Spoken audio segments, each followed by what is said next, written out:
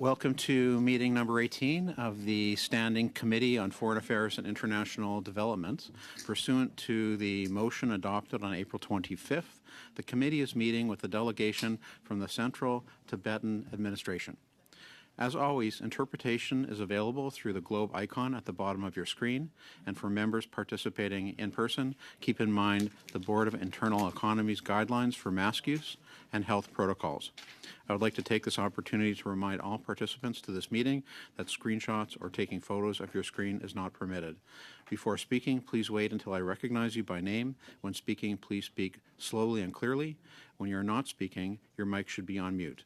A reminder that all comments by members and witnesses should be addressed through the chair. I would now like to welcome our witnesses and would like to thank them for taking the time to be here with us today.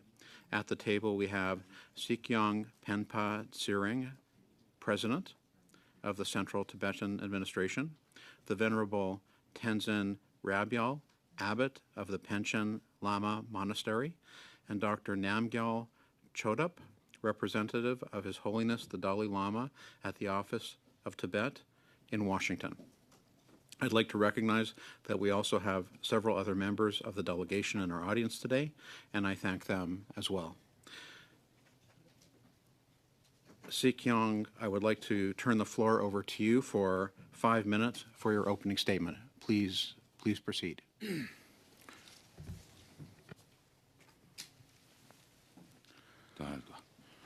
Thank you very much, Honorable Chair, honorable members of the Standing Committee of Foreign Affairs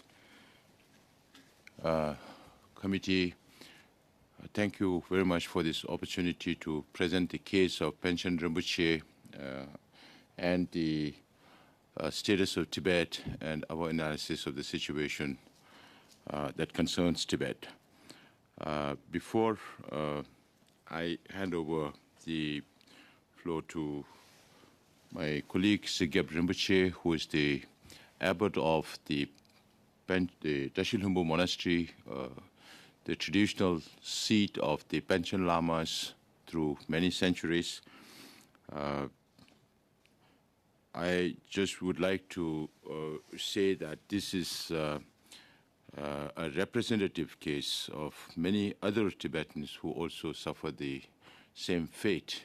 And Panchen Rinpoche's case is one of those forced disappearance even 27 years after his disappearance or abduction by the government of China. We still don't know whether he's alive or not.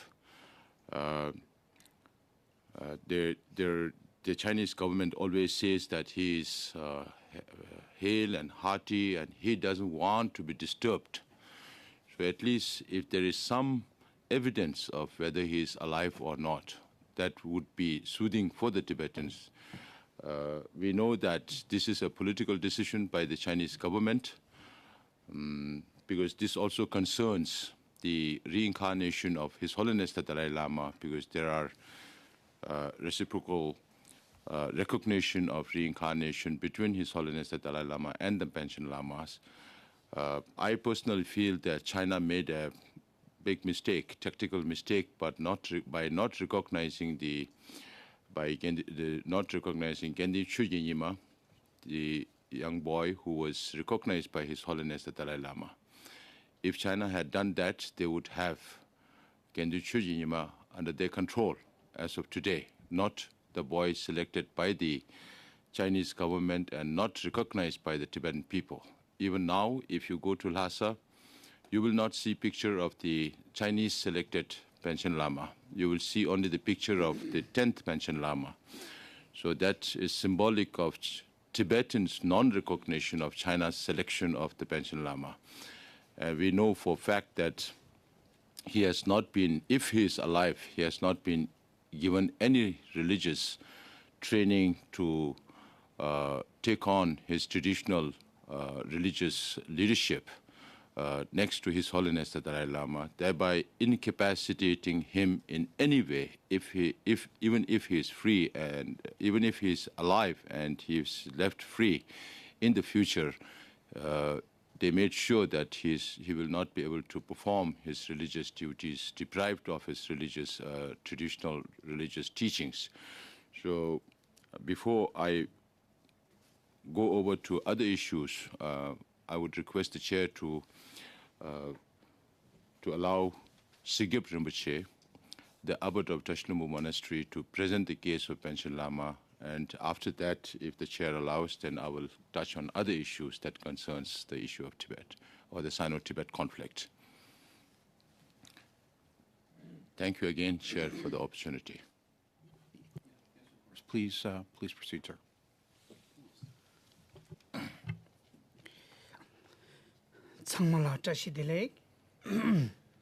Tashdele to everyone. Ni tiring tensa tashilumbu kembe mingdo ne zamli nang pegyu nang den la desem shugen dang roa mi top dang da chöde rangme ki top dang chibe rangwang top dang so la zigur shunkin lakbar pyoda Himalaya zoor chebe kunsi penchen rinpocher teba shunkin ki chedang bas kyo saya mangbu tsab shude Kennedy sishung la zada ki ridun kaji nyensen shugyuyin.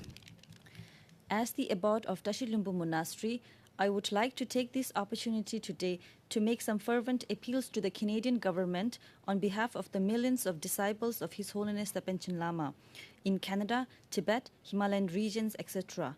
I would also like to address this appeal to the followers of Tibetan Buddhism throughout the world, as well as to the advocates of human rights, religious freedom, and the rights of the child.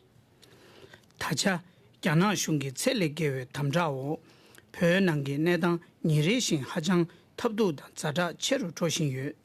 Pyo nangi pimi tsor zhuwa mi topdang dang chede rangme ki topdang chibe topdang so meba tang pyo nang gyana shungda samtsu mitunbe pimi tsor kangjung du zensung zunjuk che ne kasung chame du choshinba sogi nedun tsabchin lakshin yu.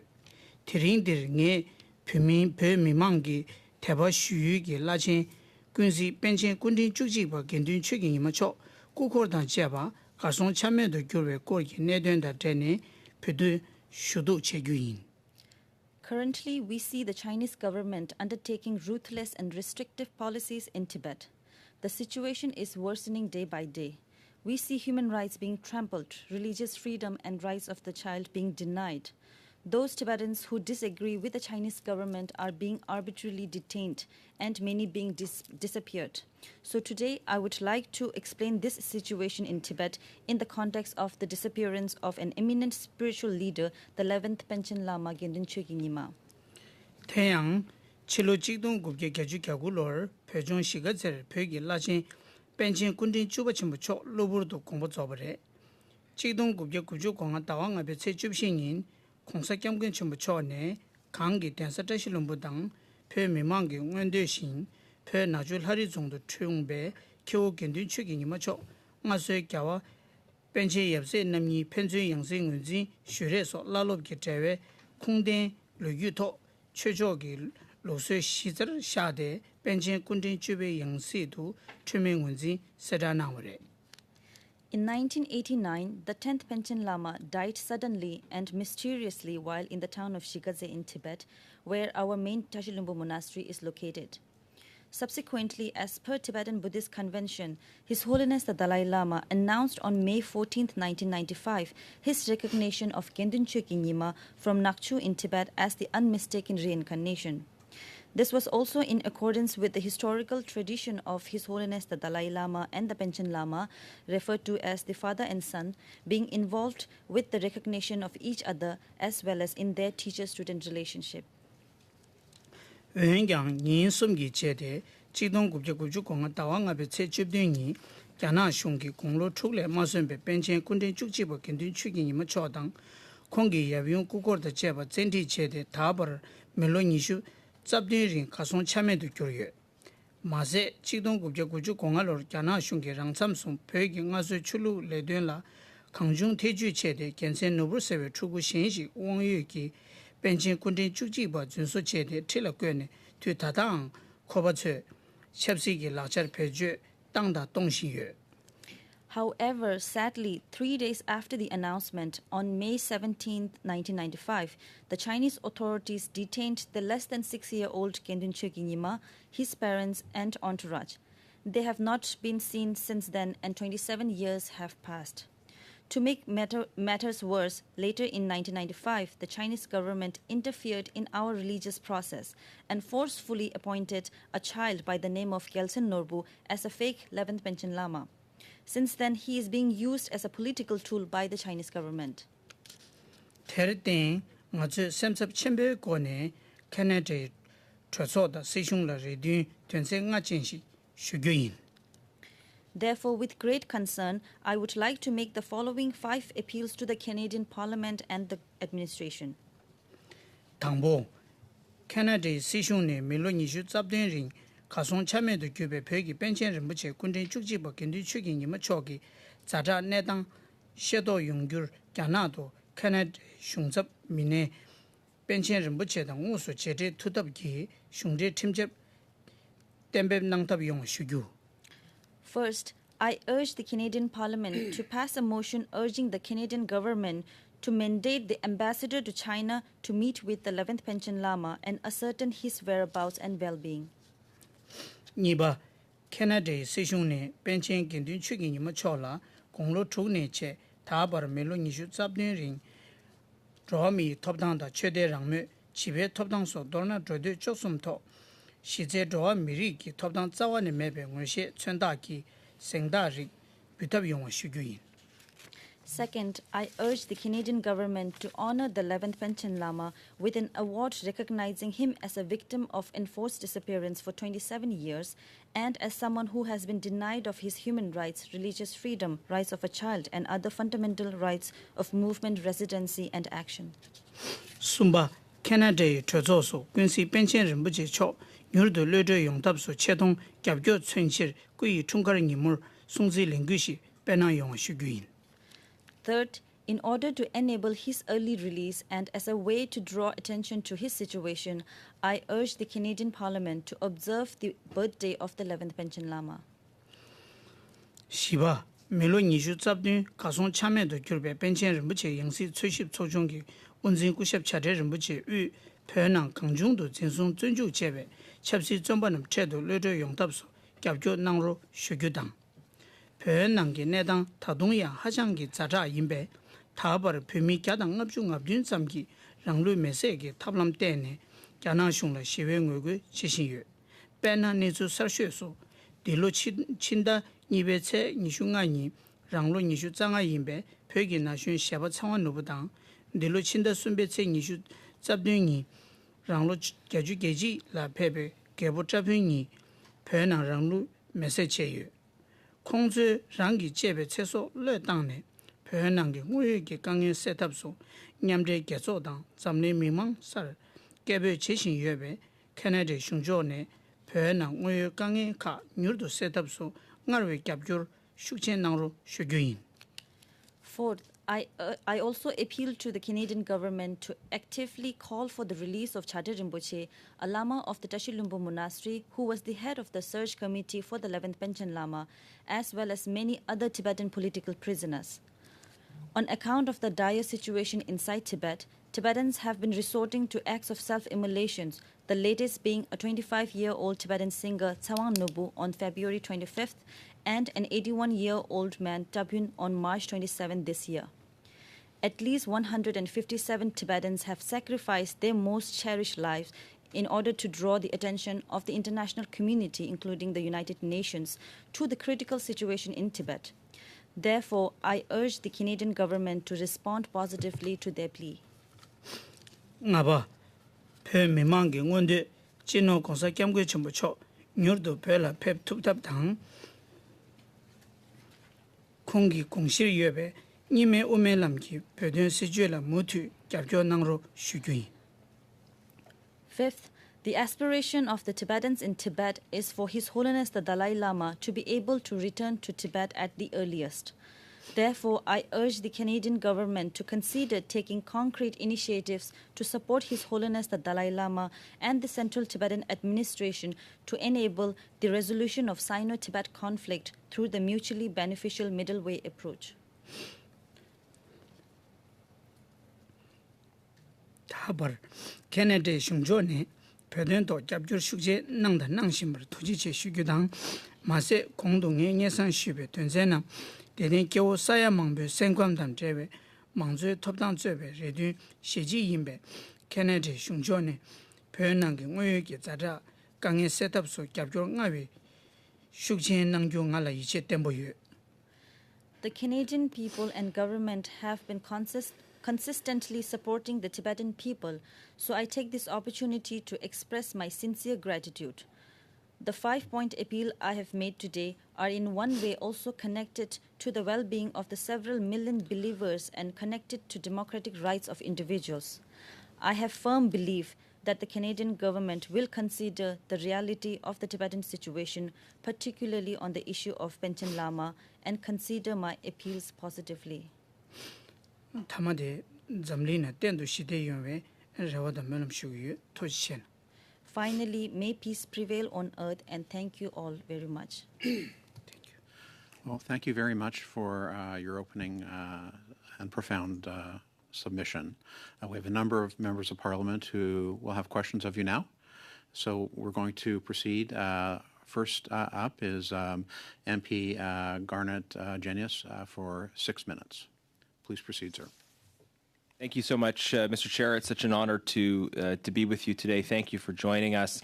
When I had only been a member of Parliament for a few months, I had the opportunity to meet with His Holiness and Dharamsala, and I didn't know very much about the Tibetan struggle at that time, but that meeting and subsequent conversations have been such an inspiration to me, in particular the way in which the Tibetan people who have been the victims of such extraordinary injustice respond with love, with goodwill, with a desire for peace and reconciliation. And I find that personally inspirational, and it's, I think, a key feature of what has sustained such support for the Tibetan cause.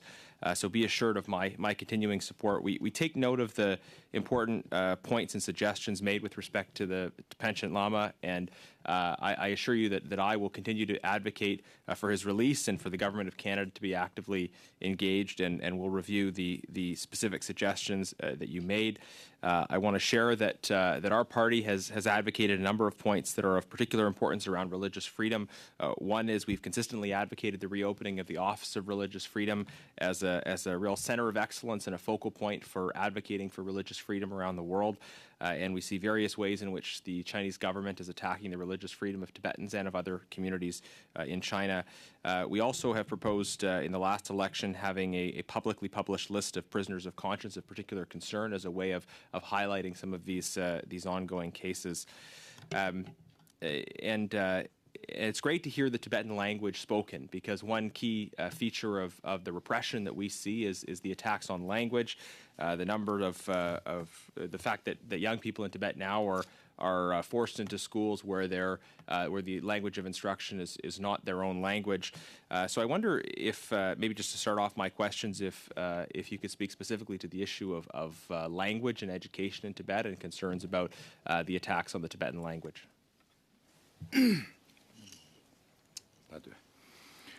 On the issue of language, I want to inform this committee that our language comes from India. It has nothing to do with Chinese language. The alphabets of Tibetan language is ka, kha, kha, nga. In Hindi, it's ka, kha, kha, ga, nga. So it's the same language that comes from India. Our religion also comes from India. With regards to language, during Mao Zedong's time, they had to use Tibetan language. There was no other way, because Tibetans don't speak Chinese language. And to spread their propaganda, they used Tibetan language. But during Cultural Revolution, a lot of things were destroyed in the 10 years from 66 to 76. Even before that, the previous Panchen Lama, the 10th Panchen Lama, submitted a 70,000 character report to the Chinese government as early as 1962. Speaking about destruction of Tibetan language and religious heritage in Tibet after the communist invasion of Tibet. Now, there was little freedom when Deng Xiaoping came into power, and Hu Yaobang also visited Tibet, and Panchen Rinpoche, the former Panchen Rinpoche, was also released, and Panchen Rinpoche was always a very outspoken personality, a leader of Tibetans who did not fear persecution, even though he was under house arrest for many, many years and went through very, very repressive actions by the Chinese government, including putting on hat on his head and being criticized by his own people, shaming him during those periods. But after he was released, he played a very, very important role in getting back language and religion and culture on track in Tibet. But unfortunately, he died under very mysterious circumstances in 1989. And when Hu Jintao took over as party secretary, he imposed martial law, and there was much more control in Tibet. When Jiang Zemin came as president of China, he even named, at those days, he even named His Holiness as monks in wolf's clothing. So that was the kind of rhetoric that were being used during his time. And when Hu Jintao took over as the president of China, then he introduced dual language. That was still okay because you have to learn other languages. But when Xi Jinping came into power, it's now one language, one nation, one language, one culture. Under this policy, the Chinese Communist Party is striking at the very root of our identity, which is our language. Today, the Chinese language has to be taught from the preschool Montessori level. Tibetan language is reduced to just a study of a language. Even if you are proficient in Tibetan language, it's very difficult to get jobs.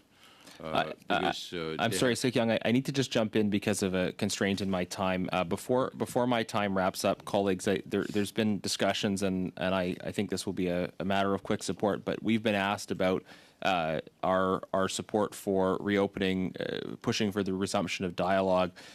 So I would just quickly like to seek the support of the committee for a motion that notice has been given for, that the committee report to the House. It's called for the immediate resumption of Sino-Tibetan dialogue, and then I'll yield my time after that.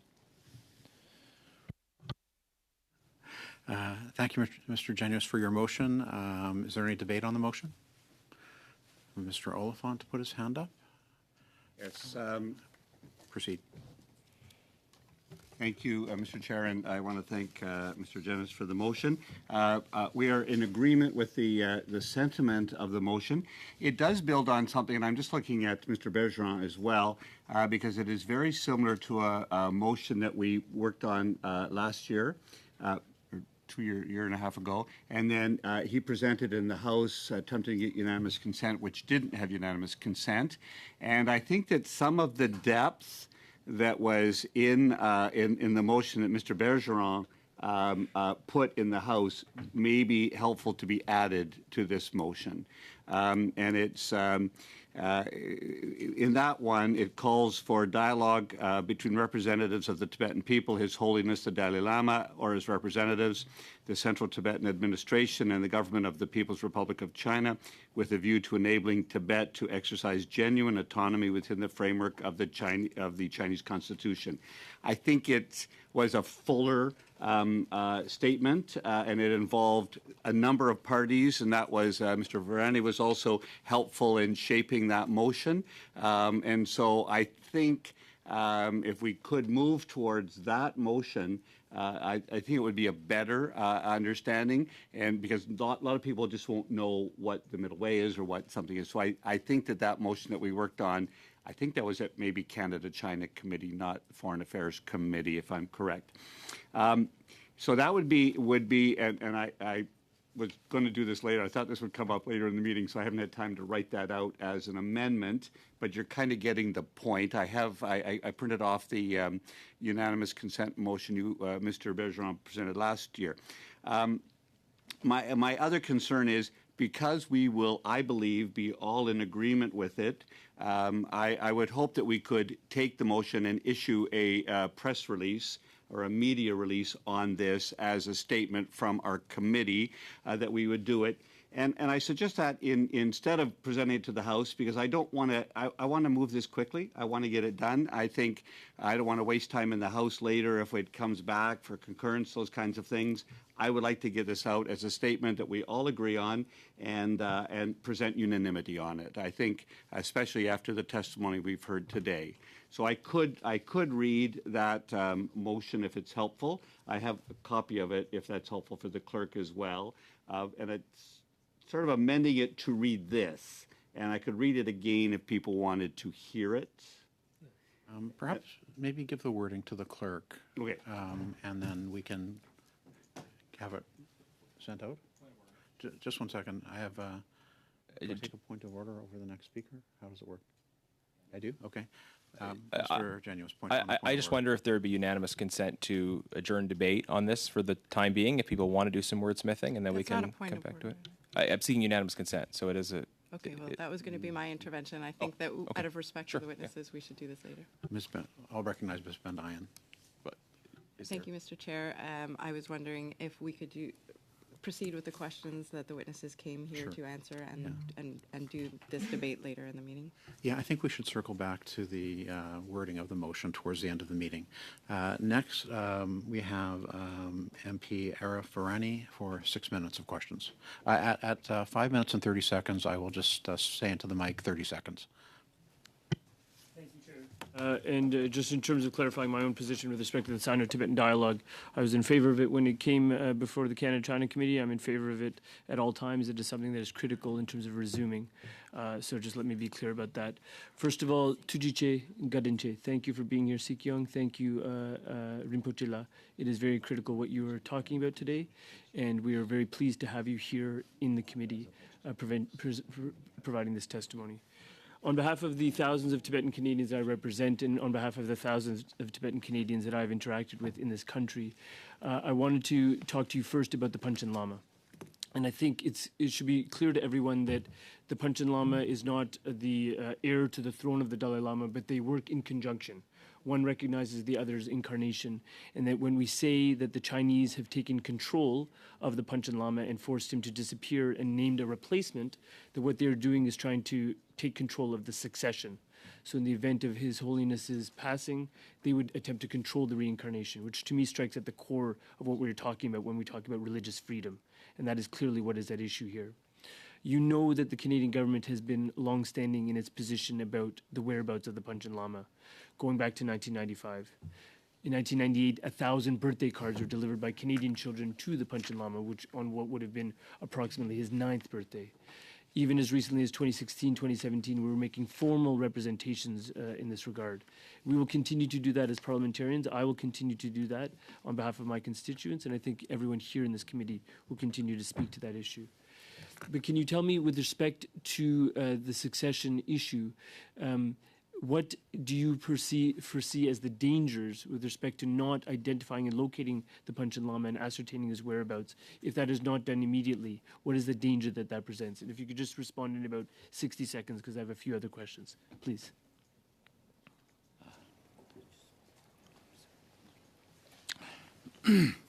Even though there is a tradition of Panchen Lamas recognizing the Dalai Lama and Dalai Lamas recognizing the Panchen Lamas, the ultimate issue that relates with reincarnation concerns the person who is going to be reincarnated, and the person who is going to be reincarnated leaves signs and messages that defines where or when to which family the person will be born. So irrespective of whether the Panchen Lama is there or not, there will be a system in place that will be decided by His Holiness the Dalai Lama. And we've just been talking about the Sino-Tibetan dialogue, and I know that that dialogue at one time was quite robust. In terms of my own readings, there was about 9 different rounds of meetings between 2002 and 2010, and then an abrupt stop. And since 2010, the positions have hardened, the dialogue has ceased, and under Premier Xi, we know that it is hardened even further. Can you tell us why is it important to address the Sino-Tibetan dialogue, and a little bit more about the middle way? Because everything I hear about the middle way reminds me of simply things that remind me of the Canadian Federation and what we give to provinces over control over certain jurisdictions. And yet it is constantly portrayed in terms of propaganda exercises by the Chinese Communist Party as some sort of independence revolutionary movement.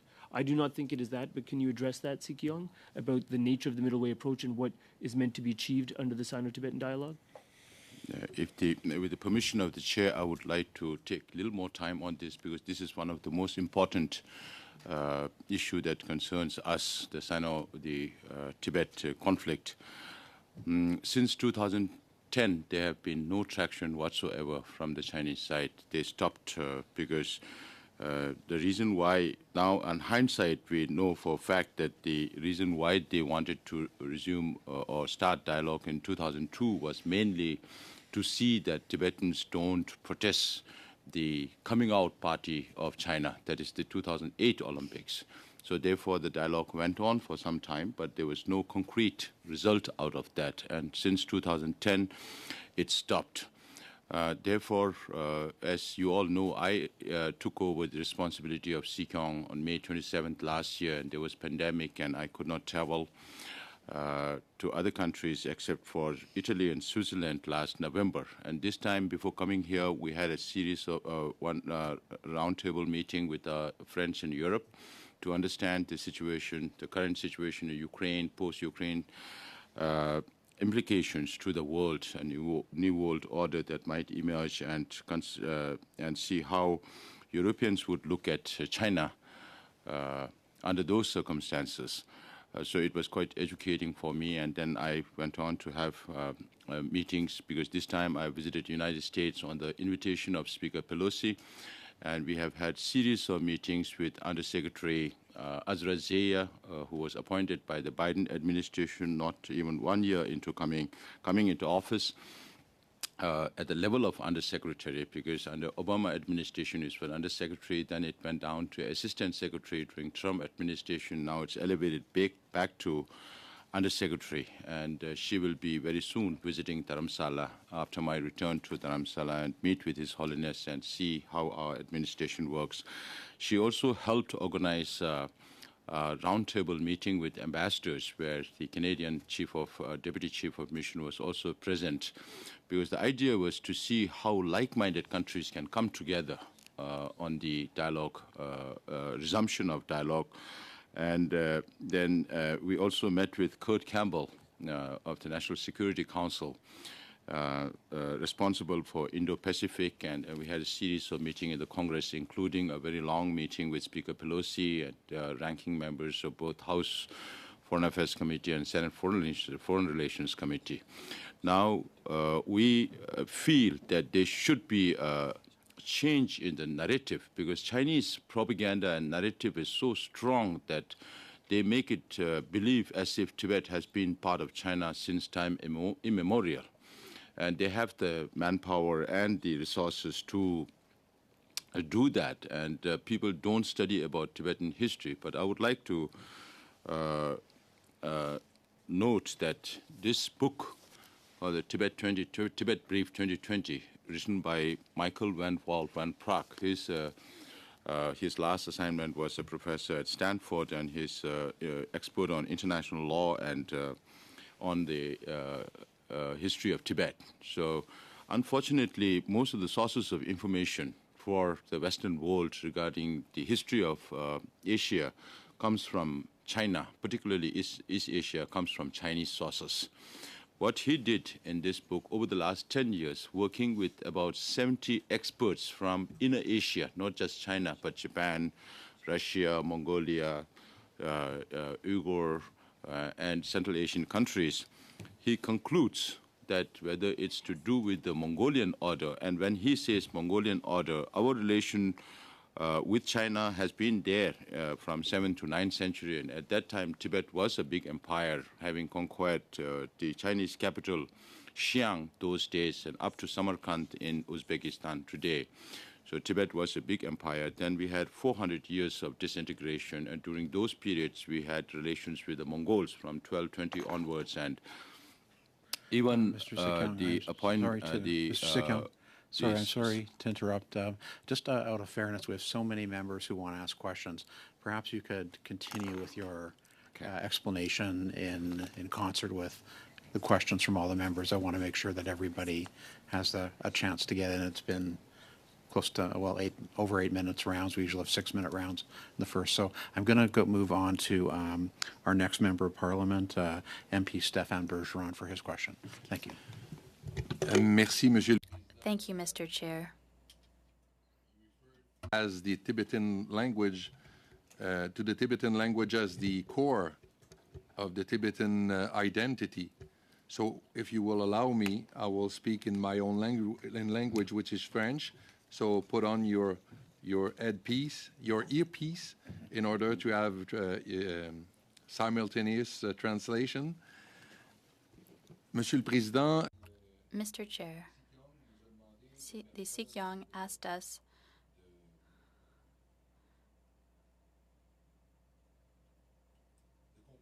to show understanding, to allow him to provide the answer to Mr. Virani's question. So with your permission, I would ask Sikyong to continue his presentation, his answer to Mr. Virani. Thank you. Thank you very much. So I won't go too much into history, because this book says that whether it's according to the Mongolian order or the Chinese order or the Manchu order or the Tibetan order or as per international law today, Tibet has never been considered part of China. Then we have another book written by a Chinese professor called Professor Lau Han-tin, who is also now based in San Diego. He was a professor of the City University of Hong Kong, and he studied the Manchu period. His study was based on the historical imperial records of the Manchus that says that Manchus never considered Tibet as part of China.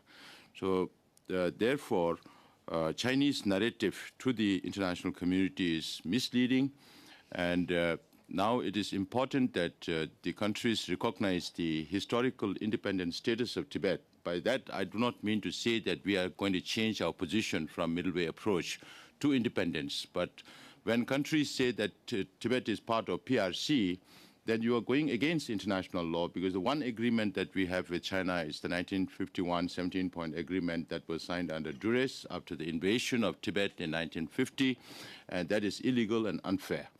So on the other hand, when you say Tibet is part of PRC, then you are telling the Chinese government you can do whatever you do with Tibet, inside Tibet, and we will not interfere in whatever you do.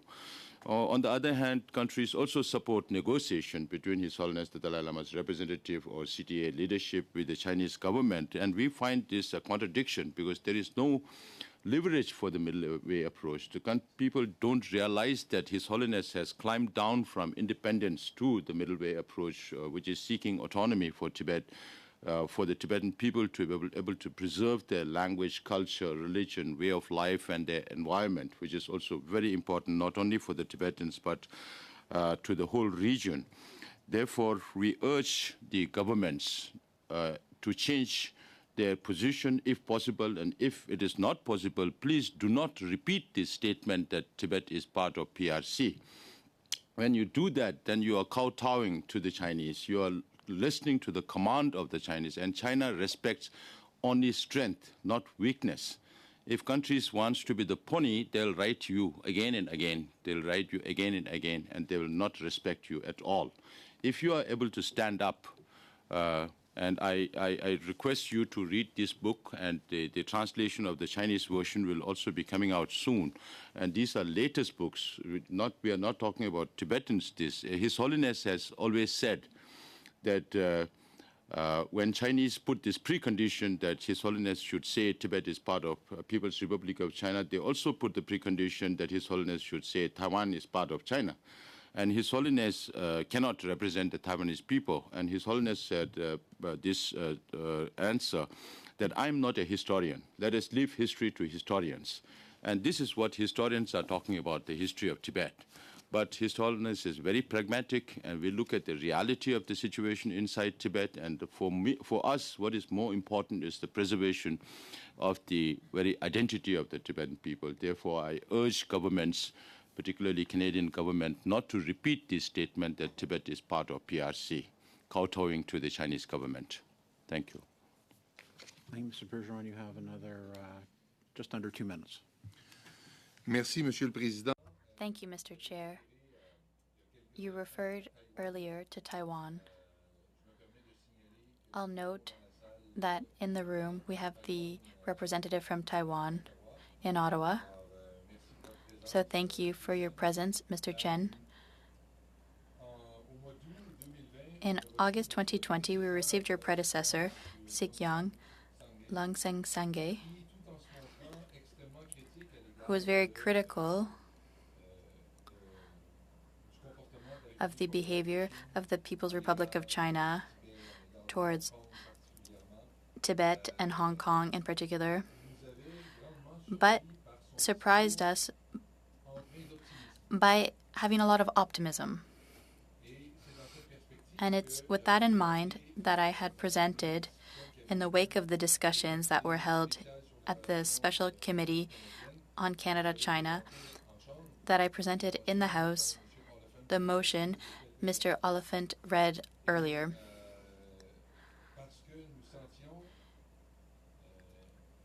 Because we felt there was optimism from Tibet. And I feel that that optimism has faded. Could you indicate what has changed between the time when we met Mr. Sangay in August 2020 and today? That optimism that we felt in his comments seems to have faded. Since that time, at that time, we were not very sure about Xi Jinping asking for a third term. Now he's asking for a third term. And unlike his predecessors, he has been consolidating all his powers. And it's a very dangerous trend. He likes to be called as the co-leader, comparable to Mao Zedong. And his new policies of one country, one language, one culture, that is striking at the very identity of not just the Tibetans, but also the Uyghurs. Even Cantonese-speaking Chinese have to face that. And we find that I'm so sorry to interrupt these again. are very dangerous I just, trends. wanted to clarify, just to be fair to all members, I know it is Ms. McPherson's round, and I want to make sure everyone has a chance to ask you and hear from you very important information you have. So I'm going to turn the floor over to Ms. McPherson, and she can decide if she wants you to continue with this answer or to ask a different question. Thank you. Thank you, Mr. Chair. 6 minutes, Ms. McPherson. Thank you all so much for being here today. It's a great honor, and it's a pleasure to have all of the guests in the room with us today as well. It would be rude of me not to ask you to please continue with your answer. So these are the challenges we face with President Xi Jinping at the helm. We are not against multiculturalism. We are not against development. But when a majority community completely overwhelms a minority community, that leads to cultural genocide. What is happening in Uyghur is happening on an industrial scale. And the present party secretary of Uyghur was stationed in Tibet from 2011 to 2016. And Tibet always used to be the testing ground for new policies. And after having tested these policies inside Tibet, he implemented that in Uyghur. Therefore, the restrictions on and the gridlock system, when he was working in Tibet as the party secretary, the gridlock system that he introduced, it has now been so strong that it's not possible for Tibetans to come out to protest or to control. The surveillance on the Tibetan people is so strong, and they use all kinds of modern technology to surveil on the monastic institutions, on the individuals. So therefore, you do not hear much about Tibetans being able to do anything except burn themselves. Hoping against hope, 157 Tibetans have burned themselves, hoping against hope that the Chinese government will give some attention to their plight or the international community will do something for them. But unfortunately, that is not forthcoming. So But under President Xi Jinping, the things looks very dire, and even hopes for negotiation in the immediate future seem to be remote. Thank you very much. And you spoke about the Uyghurs. I was one of the members of the subcommittee in Canada that undertook a study on the situation of the Uyghurs and found that there were examples of genocide, that it was a genocide being perpetrated. In 2021, the Canadian government imposed sanctions. I'm wondering whether or not you think that those were effective, if you think that that effectively helped the situation there, or what more Canada could do in that situation that may also be applicable to the Tibetan situation. Whether the sanctions are effective or not, I think depends on the level of sanctions, because China is huge and the economy is huge. So. And one thing that you have power on is your own people, your own businesses. So you can definitely tell your businesses not to invest in Tibet or Uyghur where they're using forced labor or those kind of things. But imposing other sanctions on China, I don't know how effective that is, because they will have a lot of other avenues to avoid implications of those sanctions, but you can definitely tell your business people not to invest in Uyghur or Tibet, where they are. And I think we can do much more in this country in that front. There's certain pieces of legislation that have come forward by different individual members. I think the government has been slow to bring that legislation. So I'm hopeful that individual members will bring forward legislation that will be much more effective in that front. My final question: you spoke a bit about having a discussion with the global community about the situation in Ukraine and the impacts of that on how the situation in Tibet is perceived. I'd love to hear more about that if I could. We are still trying to learn from each other how they perceive the evolving crisis in Ukraine and what implications whatsoever post-Ukraine will have on Russia and its relation with China, and what role China is playing right now, because every one of us knows that the Chinese are also now translating what is going on in the Chinese social media, and Chinese social media is very controlled by the state. So what state allows the people to speak about and what they should not allow to speak about, that's very clear. The Chinese government supports Russia. And I have a feeling that they have an understanding between themselves. There are a lot of talks about Chinese not very happy with Russia invading Ukraine even before the Olympics is over. It seems they had an agreement. But Chinese are also very afraid of secondary sanctions from the West. So I think we have to understand that we are not the butter all the time. We have a Tibetan saying, the butter and the stone. You throw the stone at the butter melts, and you throw the butter at the stone, also the butter loses. But you should not think that. I think the international trade here with Canada also, you import 25 billion. You export 25 billion worth of goods, but China imports more than 77 billion worth of goods. So the trade imbalance is very stark. And if there is a 30 seconds. trade war also, it's China going to lose. It's not just one side. It has to be both ways.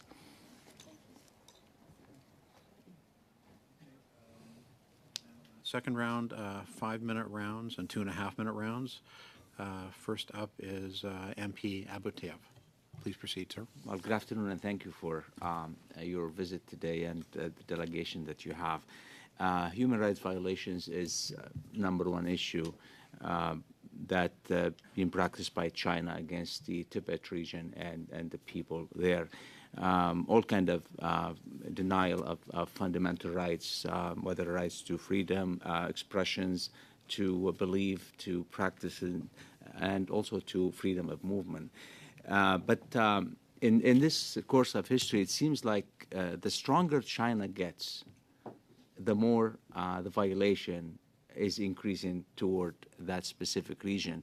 And that's definitely where the concern is, because that can escalate to more what, God forbid, but more what we see now happening in Ukraine.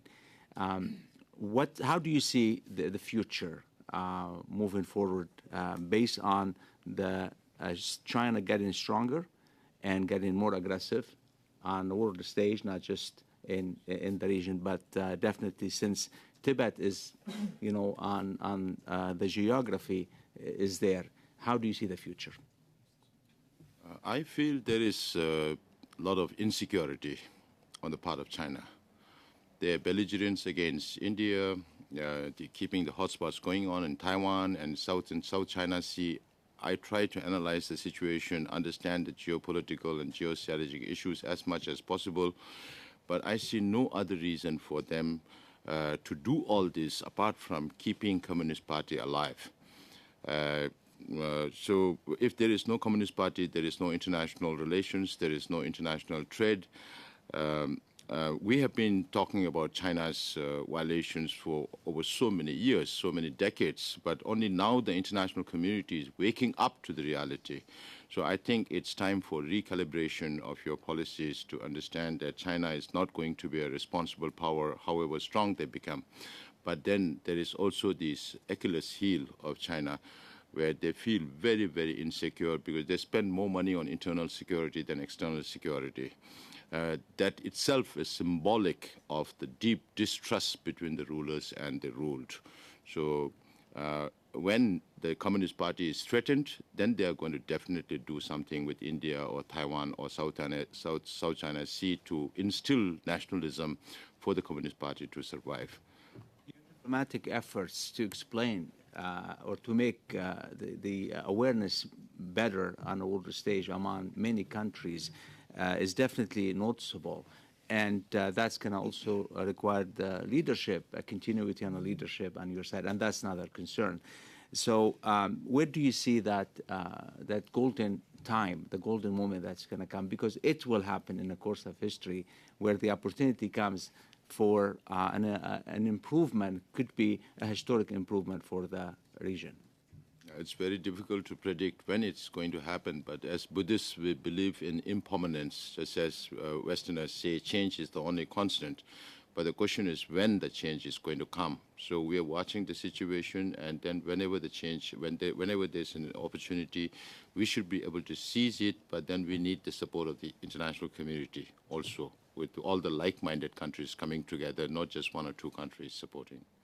Well, beside surveillance, which is also a big concern that's happening in the region and inside China too, do you see that some people inside the territory of China on the opposite side of Tibet, do you see that there a sentiment there that they can understand your concern as a region, and they may at some point meet halfway to help you to get a better deal than the one that you have right now? Within the Chinese leadership also, we know there are the hardliners and the softliners. I think former President Hu Jintao also is now concerned, now realizes that he regrets, we understand that he regrets that they appointed Xi Jinping as his successor, but it's too late end of the day. But let's see what happens in his third term, because there has to be sharing of bread. Xi Jinping cannot eat all the bread by himself. Your neighbors to the south, do you see, can you explain to us the level of cooperation you're having there? In India? Yes. India has been very kind to us. If it has not been India, we would not be where we are today. So we are very thankful to the government and people of India for their support, and we have a very transparent relationship with India. And can that go along to Pakistan too? Pakistan earlier used to have better relations with United States, and thereby when we send our first CIA trainees to be trained in Saigon and Camp Peary and Colorado, we used to send Tibetans from Bangladesh, East Pakistan. I'm sorry for this round. Ms. Bendayan, you have the floor. Thank you, Mr. Chair, and Sikyong, thank you for attending our parliamentary committee today. You referenced in earlier testimony the the plight and the similarities, indeed, with the Muslim Uyghurs in China. I wonder if you could comment on the following information that I have read recently. A Reuters article from September 22nd, 2002 stated, and I quote, "China is pushing a growing number of Tibetan rural laborers off the land and into recently built military-style training centers, where they are turned into factory workers, mirroring a program in western Xinjiang region that rights groups have branded coercive labor," end quote. The article states that Beijing has set quotas for the mass transfer of rural laborers, and they estimate over 500,000 people involved in those transfers. I would also like your comment on a recent report of December 2021 indicating that the Tibet Action Institute has looked at the colonial boarding schools run by China and are conservatively estimating that at least 800,000 Tibetan children are now housed in these state-run institutions, being forcibly separated from their families, with the goal, obviously, as you also mentioned earlier in your testimony, to deny them their culture, their religion, their language, and indeed their family. Taken together, I wonder if you could comment on these policies and what they mean to you and your people.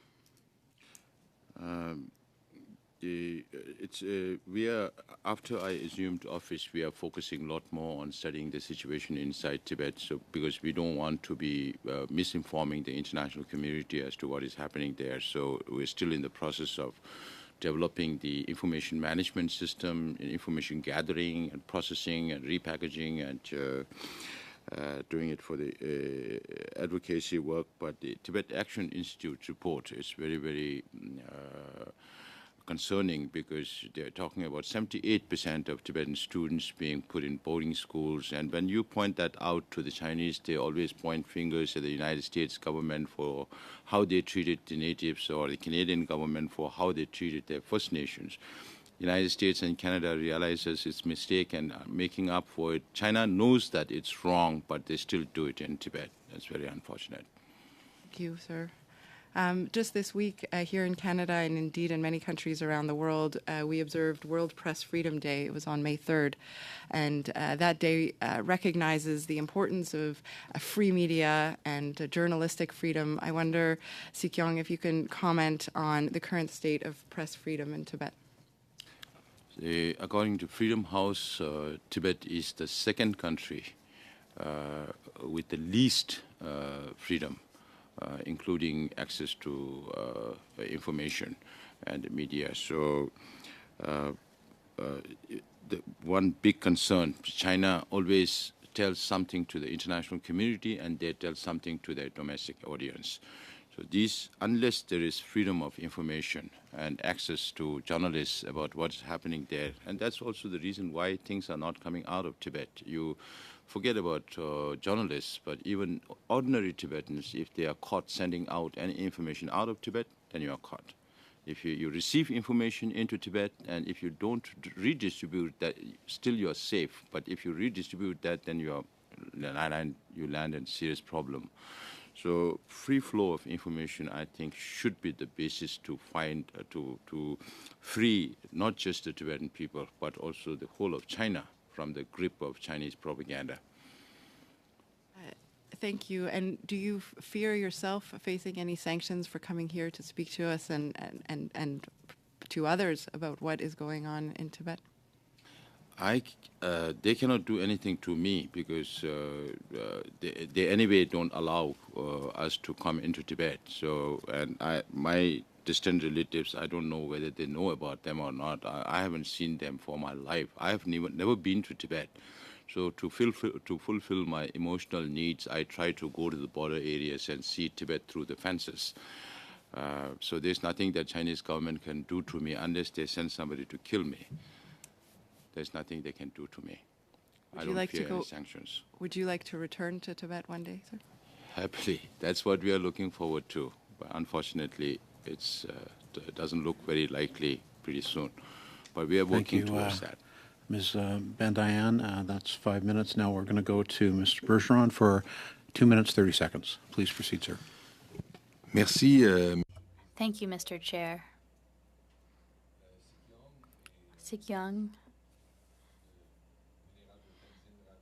and Venerable Tenzin Rabial, in your presentations, well, perhaps first, when we're faced with this type of situation, we see it with the conflict in Ukraine currently, the question we ask, the question that eats at us and keeps us up at night is, what can we do? What can we do? It's a question we asked when your predecessor appeared before the Special Canada-China Relations Committee. And you mentioned a very specific action that is expected from Canada. That is to speak to Chinese authorities to ask for an update on the Panchen Lama. I imagine you've already made similar requests to other governments. Those actions from different governments throughout the world, have they had any effect to obtain news on the Panchen Lama? Including the United Nations, it has not yielded any results so far. I'm not sure whether the Secretary General, Michelle Bachelet, when she visits China this time, whether she'll be pressing China for more information on Panchen Lama, because Chinese government keeps saying that he's healthy, he doesn't want to be disturbed, he's being educated. Now, it's already 33 years now. He's 33 years old now. So unless there is multilateral pressure from everybody, China is not going to respond positively, and that has been the case for that many years. And I have a lot of skepticism when it comes to the United Nations. Our office has been there in Geneva for so many decades, but even the Secretary General doesn't mention Tibet in her statements. That's very unfortunate, and I consider United Nations as one of the most undemocratic institutions in the world, next to maybe FIFA. So we hope, but the veto power of these nations are too dangerous. It doesn't help the whole community. There should be change in the structure of the United Nations. Thank you, Mr. Bergeron. Now we'll move on to Ms. McPherson for 2.5 minutes. Thank you, Mr. Chair, and again, thank you to our witnesses today. You spoke about the what's happening in Ukraine and with the Russian Federation invading and the impacts on China, and how China could potentially see a need to increase nationalism, and so that there are risks for Taiwan, risks for Tibet at that time. I'd like you to explain that a little bit more to us so that we have that on the record, and if you could, just to touch upon what we've already seen, the loss of language, of culture in Tibet, and what we have to, what will the potential losses will be going forward, if you could. The Ukraine situation, now we'll have to see how much China is trying to help covertly or overtly to support Russia, because I strongly believe that there is some level of agreement between the Russians and the Chinese when it came to Ukraine, but otherwise Russia alone may not have the capacity to take this on with the whole of Europe or the NATO. China has always supported countries who are, if we can call them rogue nations, authoritarian nations, countries who don't support human rights. They have always been working together to preserve their own, their like-mindedness again. So that is a very dangerous trend. So let us see whether it's going to be an ideological war between the free world and the authoritarian regimes around the world. And if the authoritarian regimes gain upper hand, it's going to be very, very difficult for the world community in the years to come. A new global order that will be dangerous, that does not respect any international law. that is going to set a very bad precedent for the whole world community.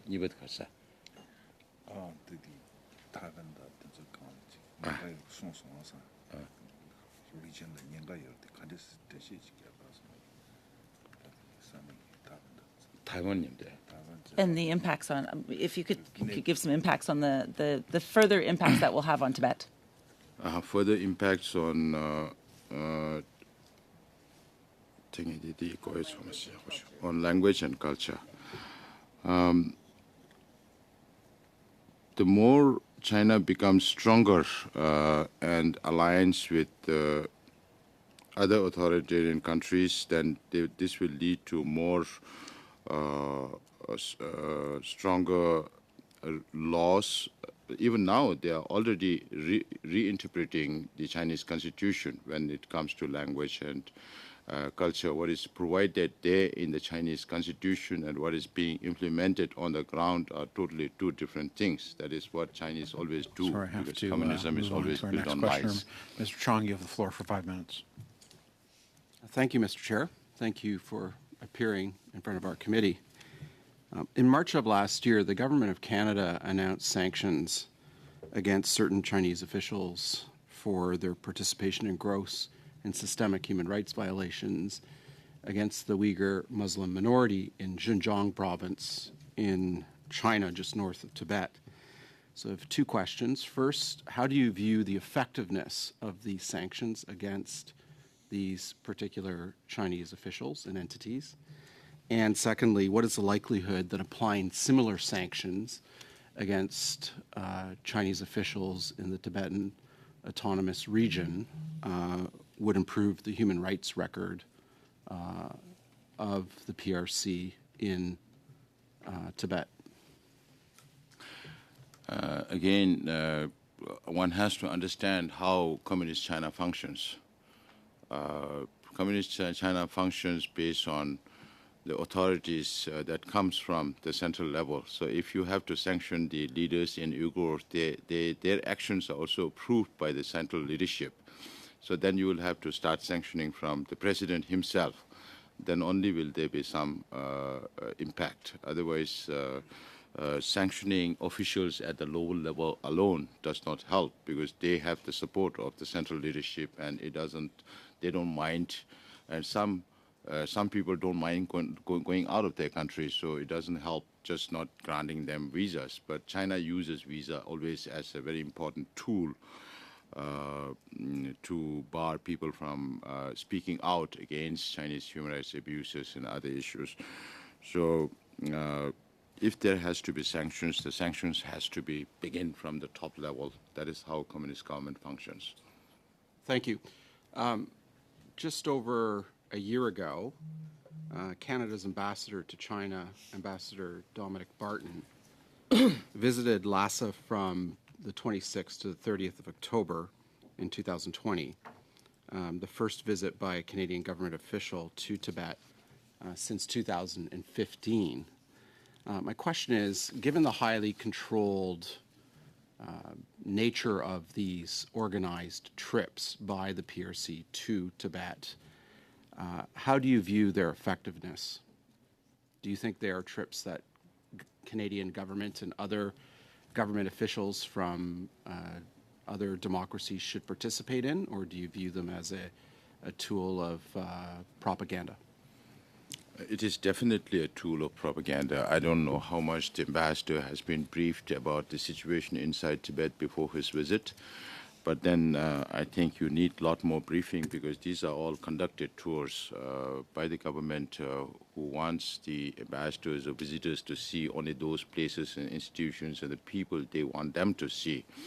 So that does not reflect the reality of the situation inside Tibet. If Tibet has been turned into a socialist paradise as they claim, then why can't they allow not just ambassadors but also people from all walks of life to come into Canada, that comes into China. So therefore, I would urge the Canadian Parliament to move a similar act like the United States, because reciprocity is the foundation of diplomatic relations, and reciprocal access to Tibet or Uyghur. That is very important because any Chinese can come to any part of Canada. There's no restriction for any Chinese to visit any part of Canada. But if a Canadian goes to Tibet, China, then you need another permit to go into Tibet. There is no reciprocity in that. If Chinese are not afraid about showing what socialist paradise they have turned Tibet into, then why don't they allow people to come in and see for themselves? Why only select people like ambassadors who are taking on a selected parts of the institutions and areas they want them to see, and the ambassador, I'm sure ambassador may not have been. Of course, we are not denying that there's development in Tibet. There is development, but again, the development is for whom? That is a big question. Well, thank you for that answer. Final question I have is, in your opening remarks, you mentioned you would like to see the adoption of a motion by this committee and by the House of Commons regarding the resumption of the Sino-Tibetan dialogue. Could you maybe elaborate on that? Because some people even question me the relevance of the middle way approach today, and I keep saying that it is more relevant than ever before. We saw Ukraine, the destruction that has gone into it, the amount of money that went into the lives and properties. So the middle way approach is based on nonviolence as a means. And nonviolence can be the only way in this 21st century to resolve conflicts. And that is what His Holiness has been doing over so many decades. He even deters. It's not like Tibetans cannot Sorry take to up interrupt violence. again. Mr. Varani, you have the floor. So, Sik Young Lo, I want to continue with a couple of points. One is just to preface the comment about Ambassador Barton's trip. So he was briefed definitely by the Canada-Tibet Committee, and I know there's members of the Canada-Tibet Committee here in the room. And I think the more access, the better in terms of going in with eyes wide open into the region. But I want to go back to something that you started on about, and I think Rabiel Rinpoche also referenced it, and it's the immolations. And one thing that I recollect from when Ambassador Barton came back and talked about Lhasa is, and I want to raise this with you squarely, is that we've now had 157 people, and I think in the last 10 to 20 years, who have immolated. Buddhism is a pacifist religion. This is really shocking that this is what it comes to for people to make a point. But he mentioned things such as individuals who are security officials of the Chinese in Lhasa, not just carrying guns, but carrying fire extinguishers because they are so concerned about the potential for immolations. So can you comment on the situation and how it has gotten to this stage that people are immolating so frequently, and how their desperation leads them to that situation? And the two latest cases of self-immolation, including Sawan Nubu, who is a very young 25-year-old boy, a singer and very promising career. He is born after the Cultural Revolutions. He has not seen culture, but not witnessed culture. He only sees what the Chinese government is doing to Tibet and Tibetans today. And that is itself evidence of the policies and programs that Chinese government implements in Tibet that does not help the Tibetans as a people and China as a nation. And there is a lot of frustration because you cannot voice your concerns. There's no freedom of thought, there is no freedom of speech, there is no freedom of movement. Then your life is reduced to that of an animal. That is why they are forced, even 81 years old. So even there, you see the range of people committing self-immolations, hoping against hope that there will be some response from the Chinese or the international community. And can I raise another issue that you mentioned in your opening statement, which was the environmental concerns? And I know we've heard about this in Parliament. We had received in the 42nd Parliament His Holiness the Karmapa, who also talks a lot about Tibet as the water tower of Asia, how the Tibetan High Mountain Plateau, the ice melting feeds as many as 10 of Asia's major rivers, from the Mekong to the Ganges, etc. Can you explain how critical it is, the situation with respect to the environmental concerns on the Tibetan High Mountain Plateau? And then I understand there's also been recent repercussions against Tibetan environmental activists who have also spoken out about this importance, and they themselves have faced repercussions from the People's Republic of China. If you could address that, please. So if it's not only Tibet when it comes to the plateau of Tibet, which is 12,000 feet above sea level on average, and there is I think the next big thing is going to be water security in the region. So it's all the downstream countries who are facing a lot of problems because China uses Tibet's water as a tap. They have built so many dams on the Mekong alone before it flows into the next country. There are some 32 dams. So they let it flow, if it causes flooding, and then it dries up when they stop it. So water security is going to be a huge problem, and some say that this could lead to a third world war. So who knows? Today we are political refugees, but in a few decades to come, there might be so many more environmental refugees because about 2 billion people, directly or indirectly, depend on Tibet's water, that water that originates from the Tibetan Plateau. In my last remaining 40 seconds here, if we could just talk about building alliances on this goal about ensuring there's more accountability with China. We've got the Taiwanese trade representative here. That is terrific. We've talked about the Uyghurs. We can talk about Tiananmen. We can talk about issues like Hong Kong democracy dissenters. How can we as parliamentarians help you gather alliances to put more of a focus on China and the human rights abuses that we are seeing? Very important that the countries administrations work with administrations, parliamentarians work with parliamentarians to build alliances on your front, and then we will work with the Uyghurs and the Mongols and the Hong Kongers to find common ground to face common challenges because the issues are different, backgrounds are different, but despite that, we face the same opponent. Congratulations on your recent election as Sikyong as well. Welcome to Canada on your first official visit. Thank you. Thank you. Thank you. Now, for the third round, I think just save time to deal with the motion. We're going to go to 4 and 2 minute rounds. First up is Mr. Genius. You have the floor for 4 minutes. Thank you, Mr. Chair. And I've really appreciated hearing from the witnesses. And I know we're all subject to these time constraints. So I wonder if you could speak just further about the environmental issues. It's interesting to me that I think some people have a misperception about the government of China's environmental performance. So I wonder if you could just share a bit more about maybe how that misperception can be countered, recognizing the real threats to the environment that we're seeing in Tibet and the implications for the region. We, in our prayers also, we say the Tibet is the heavenly abode, land surrounded by snow mountains. The Westerners started calling Tibet as the roof of the world.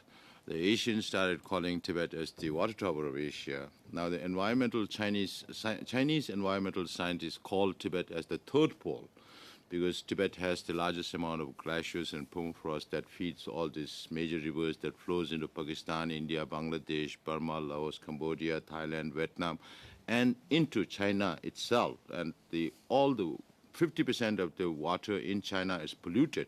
Tibet is the only place that has pristine water and pristine, fragile environment. So it's very important for the whole region that Tibet's environmental issues are addressed, ecological issues are taken care of. So there should be more collaboration between the Chinese environmental scientists and international environmental scientists to come out with detailed analytical study of the environmental situation that will help the whole region.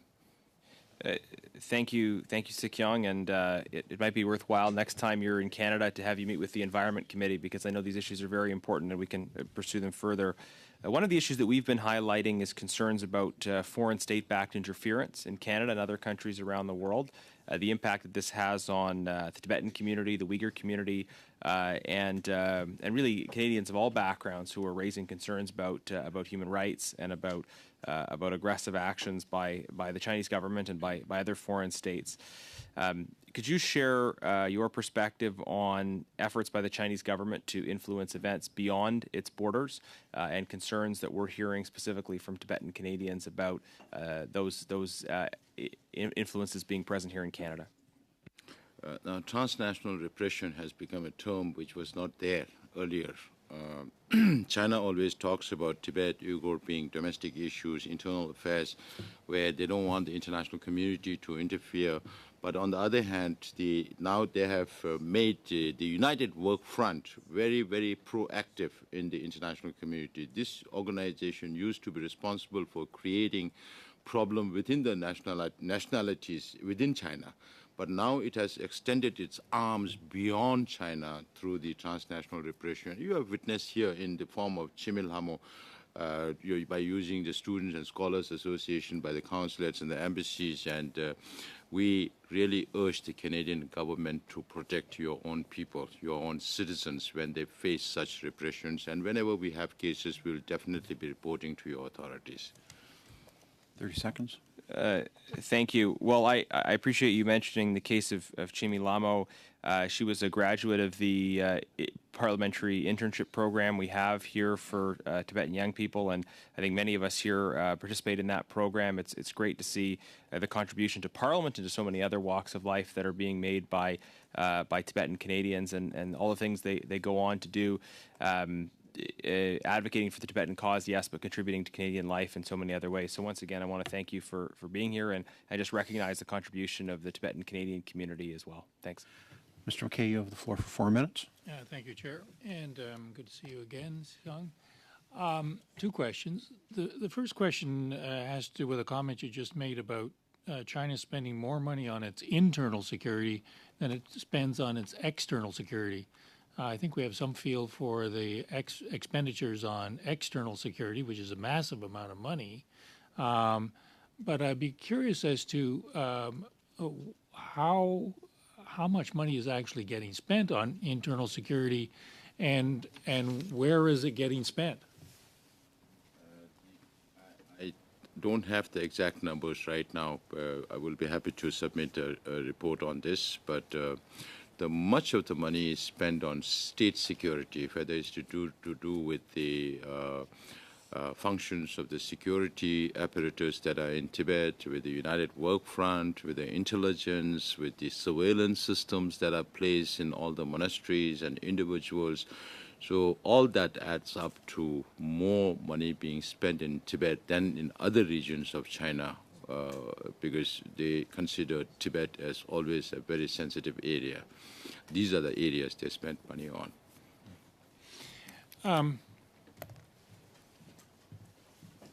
I think it was Henry Kissinger who said that nations only operate in their own interests. I would be curious to know how you would explain to Canadians on the street why they should care about what goes on in Tibet.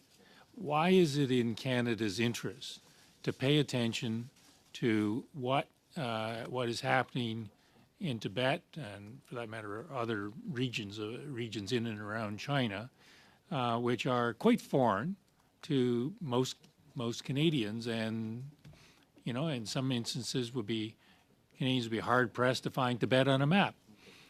So why should they care about what is obviously an egregious situation and only getting worse? Why is it in Canada's interest? Why is it in Canadians' interest to care about Tibet? Only when problems comes to your door, then only you realize that it's happening. Otherwise, you feel it's too far away. But we all know that the interdependent nature of how we exist. So anything that happens in a small part of the world affects the larger community, international community. It's not like before. Now things are changing. And then with trade, as I mentioned before, I try to check the volume of trade between Canada and China. And it's 25% your export to China and 77% being imported into. And China makes money out of this. And they uses all this money again to repress their own people or not follow the international rules. But I think what is more important is the Canadian values. if the Canadian value has to be promoted internationally, then Canada has to work towards not within Canada, but in the whole international community to promote your values that you cherish. That was how many minutes? 45 seconds. I have an interest in forced labor. In fact, I tabled a bill on the floor of the House this week. I would be interested in your comments as to how much of the goods coming out of China, indeed out of Tibet for that matter, are products of forced labor. We are doing a study on that. I think as and when we finish that, we will be able to present it to you in the near future. Please, if you could, the clerk would be, this committee would be very interested in that. I would be personally interested. Please submit that to the clerk when it's available. Mr. Bergeron, you have the floor for 2 minutes. Merci, Monsieur le Président. Thank you, Mr. Chair. On January 29th, during a virtual meeting with a number of Tibetan associations in Canada, Namgyal Shodop, representative Tibet in North America, mentioned the importance of communicating with Chinese students in Canada. The Dalai Lama, His Holiness, said we need to build better understanding between Chinese and Tibet society. Do you feel that Chinese students in Canada are really aware of the situation in Tibet? And will communicating with Chinese students allow dialogue to foster better understanding? And the question that is connected to this is, do you think there's a danger that these students could suffer repression from Chinese authorities?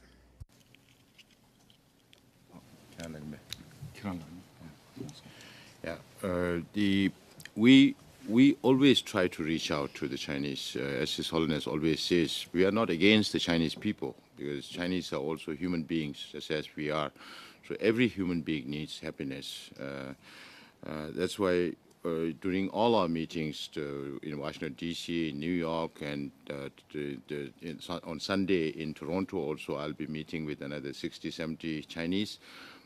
So we always try to reach out to the Chinese and try to explain to them the situation inside Tibet. But unfortunately, the students that come from inside China to study here, they do not have too much freedom. So they have this Student Scholars Association, which are used by the consulates to come and protest whenever they want them to do. Otherwise, they will not be allowed to go back into China, or they may face a lot of actions from the Chinese government. So they always fear that, despite, and you have a lot of Chinese in Canada who enjoys Canadian freedom and Canadian values. And I think some politicians think that if they support Tibet, they lose Chinese friendship or Chinese votes. That should not be the case, because the Chinese who live in Canada enjoy freedom here, and they should be supporting human values that Canada cherishes, then supporting the Chinese government, if not only for being able to go back to China. That is the weapon China uses all the time, not granting visas. Ms. McPherson for 2 minutes. Thank you, Mr. Chair. Again, thank you for all of your testimony, all your information, the information about the human rights abuses, the loss of culture, language, religion, the attacks on the Tibetan people have been very, very illuminating for me. Thank you. Like my colleague, Mr. McKay, I'm very eager to see the report on forced labor and child labor that you'll be providing to us. So thank you for that as well. You know, as the last member of Parliament asking questions today, I would just like to give you one more opportunity to tell us how we can help, what the Canadian Parliament can do, what members of Parliament can do to help you. If you could just take the last few minutes to do that, please.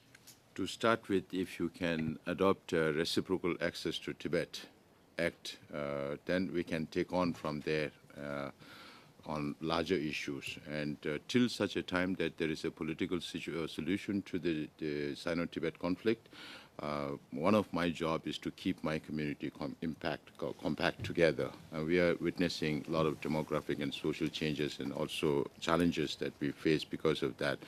And I have put forward a proposal to the international development on a humanitarian support for the Tibetans in the exile community, as well as the Tibetan community in Canada, for them to be able to learn their language and culture. So we have 5 Tibetan communities in Toronto, Montreal, Ottawa, in Alberta region, and Calgary, and Vancouver, BC.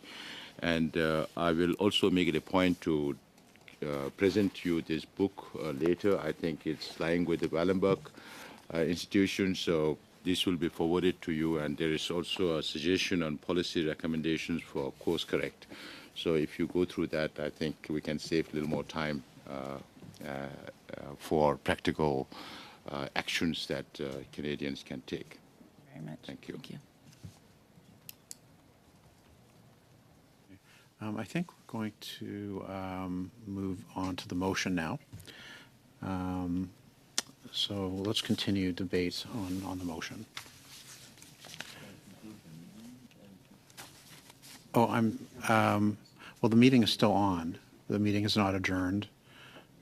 The witnesses we'd like the witnesses to stay while we deal with the motion. Speakers to the motion. Who's up?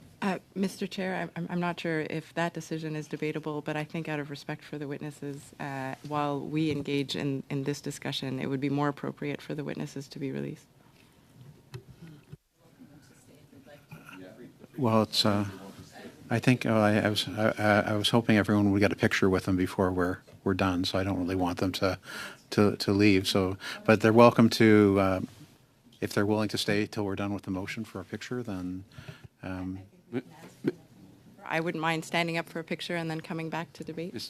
Mr. Chair, maybe I could suggest that you could suspend the meeting for 5 minutes to allow photos to be an excellent suggestion, taken, Mr. and then Chong. we could resume the meeting with the continuation of the debate on the motion. We will suspend.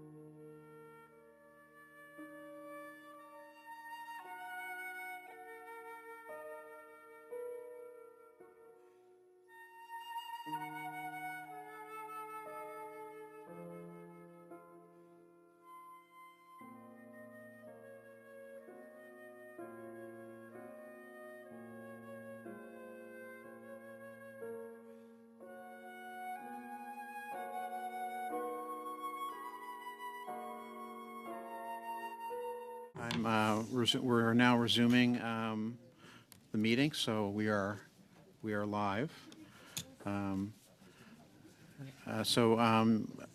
With respect to the, we've resumed the meeting now, so I think we should continue debate on the motion. Who would like to start? Mr. Are we in camera now, or are we? No, this is in public. We're resuming the motion. That was Mr. Genuis tabled early. That is, I think, being amended and sub-amended. So if I could then continue with the amendment, and my understanding is that we have kind of reached an agreement between Conservatives and Liberals, but I haven't had a chance to bring Bloc Québécois and Heather. She'll be back? All right. Wait. Just didn't want to begin without her. So there's a reworking of the motion that that the clerk has sent around, but I think we're going to rework it again. So it would read that this committee call for dialogue between representatives of the Tibetan people, which would include His Holiness the Dalai Lama or his representatives, and/or the Central Tibetan Administration. Remember, we worked on that language a lot at CACN, and the government of the People's Republic of China, with a view to enabling Tibet to exercise genuine autonomy within the framework of the Chinese Constitution, and report this to the House with a government response. So that would be, and ask for a government response. And the reason we're doing that, we actually, and I will be very clear, we don't want to take time on a concurrence debate on this, because I think we want to get this done here. So we would ask for the government response, but with the hope that we're all committed in this room to work with our House leaders to make sure that we do not get into a concurrence debate on this, because we don't want to take House time. Not that Tibet's not an important issue. It's precisely the opposite. We want it to be, we don't want a political division on this. So that would be our hope to do. So if we're agreed to that language that Mr. Bergeron presented, we've all agreed to before, and so I hope that will work. Good. Okay. Excellent. Wow. Well, just before we vote, I want to say I was very, very moved by the testimony we had today, and certainly was very informative. And there's lots to unpack and discuss here. But with that, Ms. Bendayan. I understand from my colleague, Mr. Oliphant, who spent a long time on the Canada-China Committee in the previous mandate, that an extensive study was done on this issue. I was not, part of that committee, but I wonder, what the clerks have as instructions, and I apologize if this is already clear to everybody else, in terms of the testimony we heard today. And to your point, Mr. Chair, I agree with you, and I just wonder what the analysts had intended to do with the testimony we heard today.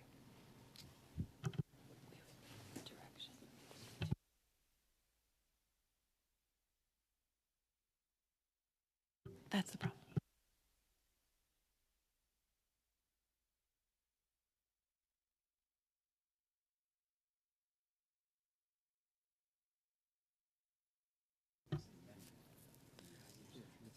Mr. Chair, I did not realize that there was a motion on the floor. If you would like to proceed to the vote, I thought that it was that we had agreed to unanimously. No. I just I made that interjection just before I was about to call the vote. My apologies. Yeah, I can ask. it's my fault for interjecting, but I just felt like I should say something before we get into the vote.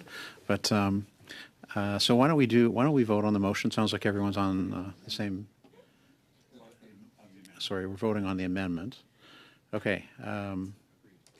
Vote on the amendment? Do we need a recorded vote? No? Okay, we're agreed on the amendment. Now on the main motion? A recorded vote on the motion, just to put it on the record. Yeah. Yeah, just to okay, we're going to have put it on the record. There's a call for a recorded vote on the main motion then, as amended. Thank you, Ms. Thank you, Mr. Chair. The vote is on the main motion as amended. Ms. Bendayan. Oui. Ms. Bradford. Ms. Lapointe. Yes. Mr. Oliphant. Mr. Virani. Yes. Mr. Abul Taif. Yes. Mr. Chong. Yes. Mr. Genuis. Yes. Monsieur Bergeron. Oui. Ms. McPherson. Oui. Mr. Chair, that is all in favor. Now, I'm not clear on the rules around here, and I know it's not a tie, but am I allowed to be recorded in support as well? Do I have unanimous consent for it to be recorded in support? Thank you very much. Mr. Morantz? Yes. Thank you. Okay. So now I think we're going to go, to Ms. Diane's question, Ms. Van Diane's question.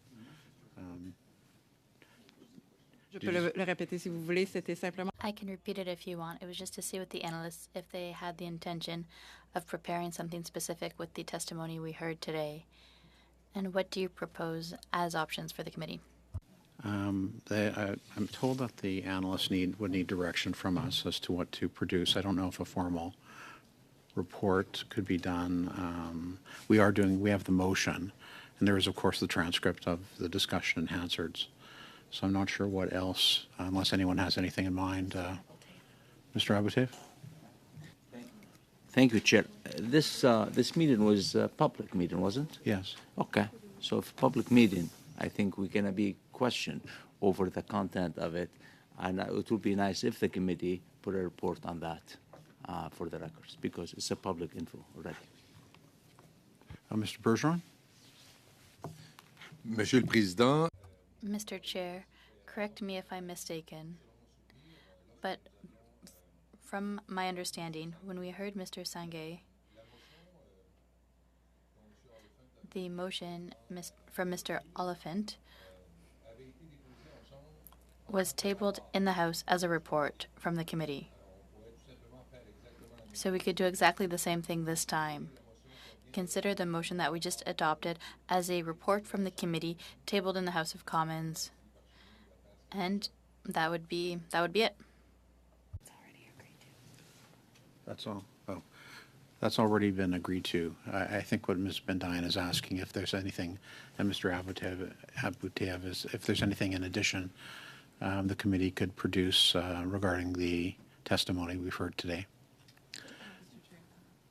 Mr. Oliphant? I think a middle way may be that we take the highlights of the testimony, put it into a press release, and couple it with the motion that we've made. And I think, so it's not really a study report, because we didn't really do a study, but I think we have more than the motion. So a couple of quotes that we heard that were important could be presented by the analysts into not a lengthy press release, but highlights that we met with them, this is what they said, and that this is a motion we passed. Mr. Chong, you have the floor. Yeah, I support what Mr. Oliphant has suggested. We already have decided to report to the House something regarding what came out of the testimony, and I think the chair issuing a statement, press release, I do that agree. combines both the report that we've just agreed to send to the House, along with highlights of the testimony, would be a good way to Any other deal with the matter that Madame Bendayan has raised. So, thank you. Any other comments on Mr. Genius? I agree. I would just like to suggest that, in particular, we highlight some of those specific asks around the Panchen Lama case in the press release, because those were important other issues that were not mentioned in the motion that we adopted. So I agree with the approach. I just want to put that in as a suggestion as well. Okay, well, I agree with these suggestions. I think what we do is direct the analysts at this point to prepare a press release, and we can have a look at it and see if it's what we cumulatively would like to see go out. I would worry it should be our press release, not his press release. So his press release would be about his asks for us. I would be happier if we sort of focused on the more general terms, that he can give his own press release on the very specific asks. I think, frankly, I always hate complimenting Mr. Genis, but I have to, because I think what he did very well in his first round of questioning was acknowledge that we were hearing something and we would take it under consideration. I think that was important to be said, but I think you were very cautious to not, fully take it. So I thought your wording was very good. I noted it, in fact. So I think the press release should really be our press release on what we heard. I think when the Tibetans come, we all start loving each other as well. It's amazing. It's just the Buddhist We way. need to go on camera now to deal with committee business. So Before this gets weird. I'm going to exercise the chair's prerogative. Analysts, please prepare a press release for our review, and we'll look at it once it's received. Thank you. Now we're going to adjourn this. Suspend. No, suspend. No, adjourn. Suspend and go on camera.